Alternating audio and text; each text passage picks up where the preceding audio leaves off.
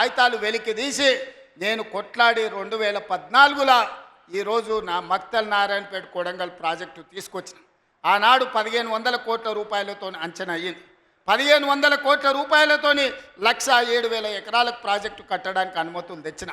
10 ఏళ్ళు నా మీద కక్షతోని పాలమూరు మీద పగతోటి చంద్రశేఖరరావు ఈ ప్రాజెక్టును పక్కన పెడితే ఈరోజు నేను వచ్చిన తర్వాత తిరిగి వాటిని దుమ్ము దులిపి పనులు మొదలుపెట్టిన.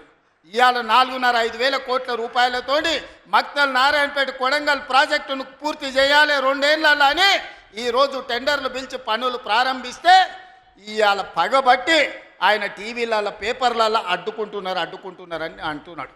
నేను అడుగుతున్న చంద్రశేఖరరావు, నువ్వు 70 ఏళ్ళు మాకు అన్యాయం జరిగింది.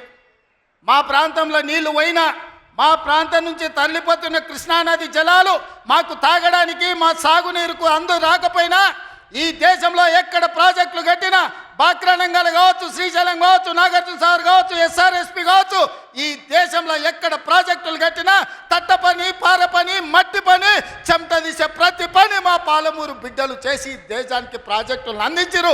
ఇవాళ ఈ దేశంలో పంట పండుతుందంటే మా పాలమూరు బిడ్డల స్వేదం ఉంది, మా రక్తం ఉంది, మా కష్టం ఉంది. అట్లాంటి మా జిల్లా ఎడారిగా మారి వేలాది మంది వలసలు పోతుంటే తమ పసిపిల్లల్ని తల్లిదండ్రుల దగ్గర, ముసలోళ్ళ దగ్గర, గుడిసెల దగ్గర వదిలి జంటలుగా మేస్త్రీల ఎంబడి వలస పోతుంటే వలసలు ఆపాలని ఇవాళ మా ప్రాజెక్టులు పూర్తి చేయాలని ప్రయత్నం చేస్తుంటే మా మీద పగబట్టి నువ్వు ఎందుకు చంద్రశేఖరరావు అని నేను అడుగుతున్నా.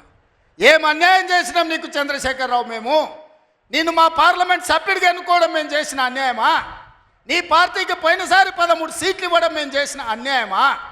ఏం అన్యాయం చేసినామని ఇవాళ మా జిల్లాల ప్రాజెక్టులను అంటుకుంటున్నాం?